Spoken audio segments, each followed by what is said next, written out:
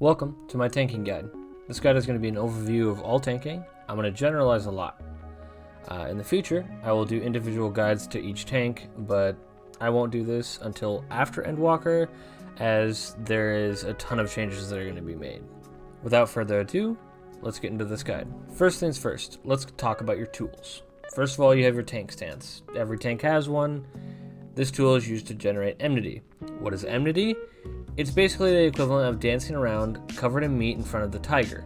It keeps the enemy's attention on you as long as you are doing damage, so don't just stare at the enemies.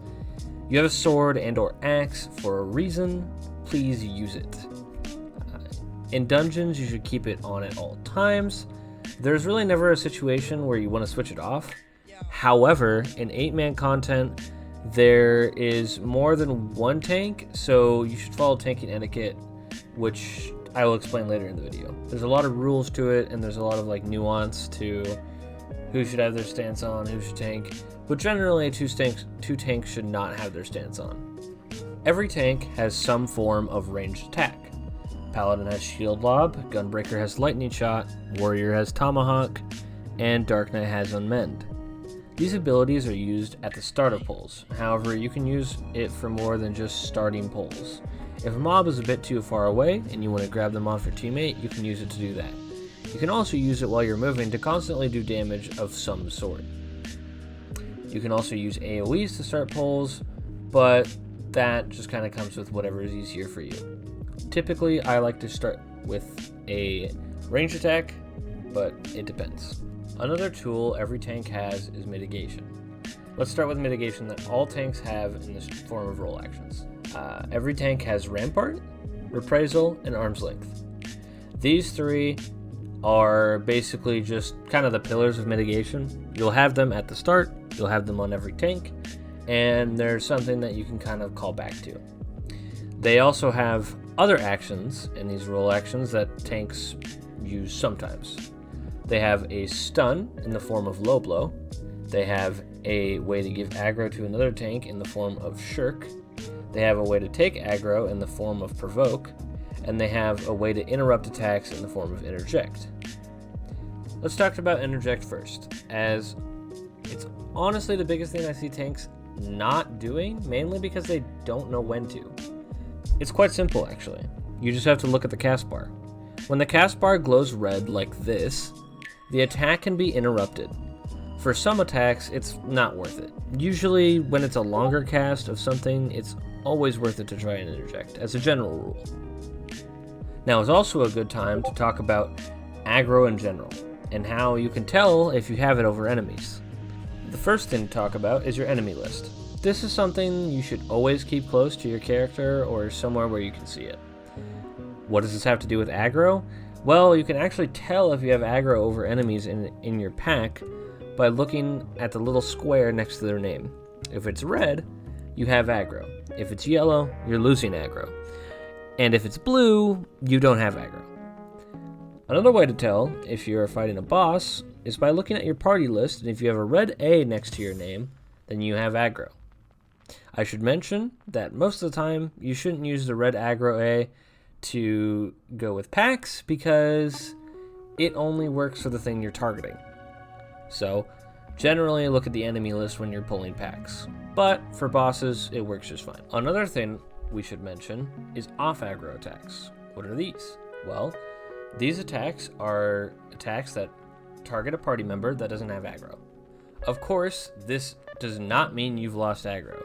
So if you see something that targeted your friend, as long as you see that you have aggro from the information listed earlier, it's simply an off aggro attack, and you don't really have to worry about it for the most part. Now, each tank has their own mitigation abilities, to add on to the shared ones mentioned earlier. Every tank has a big cooldown that reduces damage taken by 30%. For Gunbreaker, it's Nebula. For Dark Knight, it's Shadow Wall. For Paladin, it's Sentinel. And for Warrior, it's Vengeance. These abilities are used for bigger pulls, or tank busters. Every tank also has a raid-wide mitigation that affects party members within a certain radius.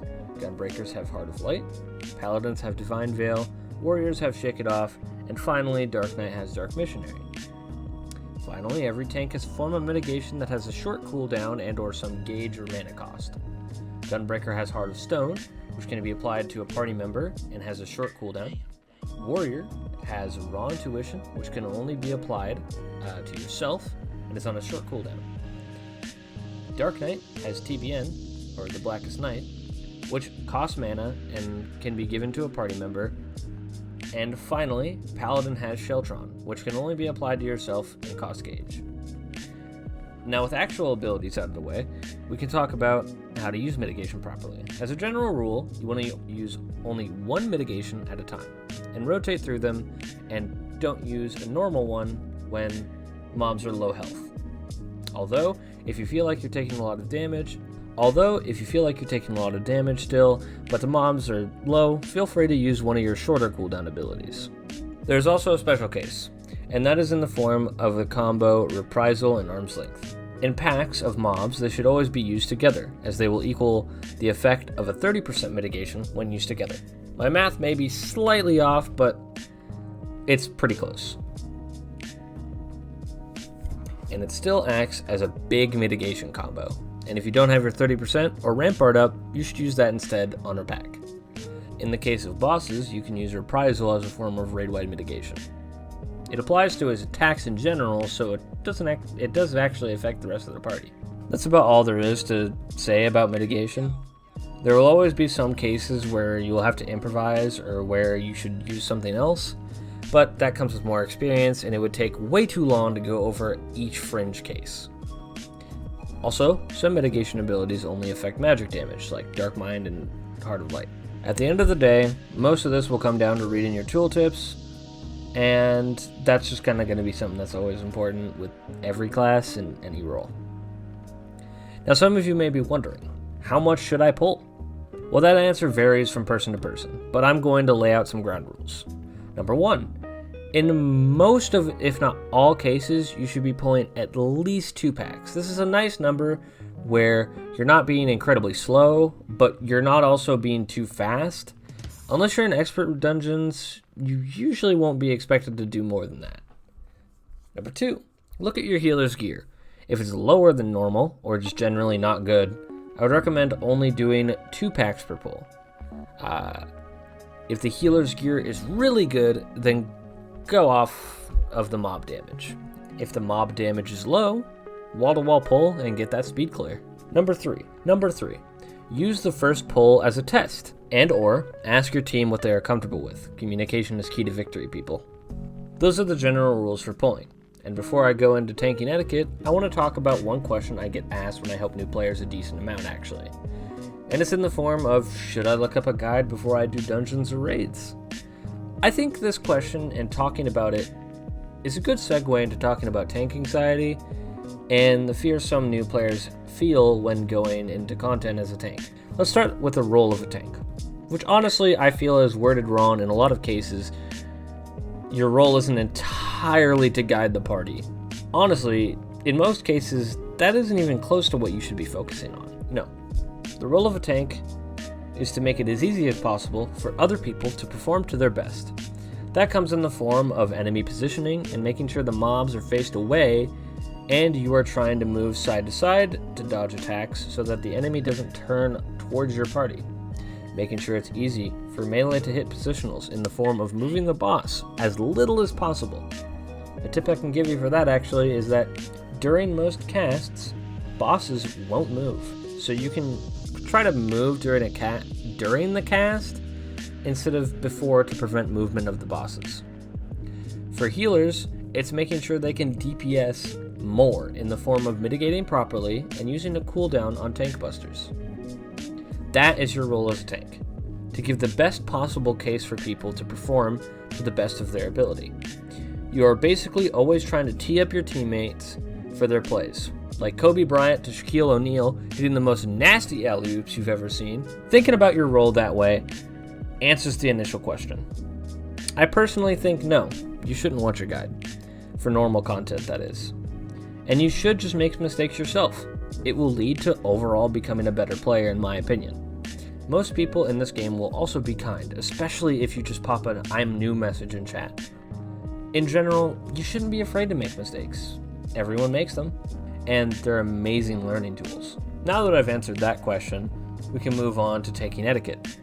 Of course, this being a multiplayer game, there will always be unspoken rules, and that's what we're going to talk about now in the form of tanking etiquette that you should follow. Most of this is going to be pertaining to duties with more than one tank, as that's really when this matters. Number 1, if a tank already has their stance on, and you don't, or they have their stance on first, that tank is the main tank now.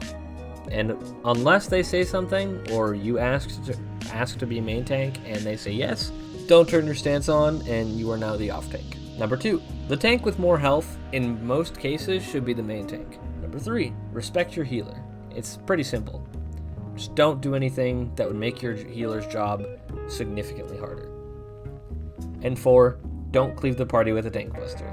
If you can follow those 4 things, you'll be fine. And you will get plenty of commendations. Now, one more thing before the video is over, and this pertains to literally every class in the game. But if there are more than 2 enemies in a pack, use AoE, please. It will go much faster. Even though the potencies are lower, it will be faster. I promise you. That'll be it for today's video. I hope you enjoyed. I hope you learned something. I hope some of the tank anxiety was taken away. And if I missed anything, feel free to put it in the comments below. If you want a certain type of video to be made, please request it. I will try my best to make that video. That'll be it for today. See you guys in the next one. Peace.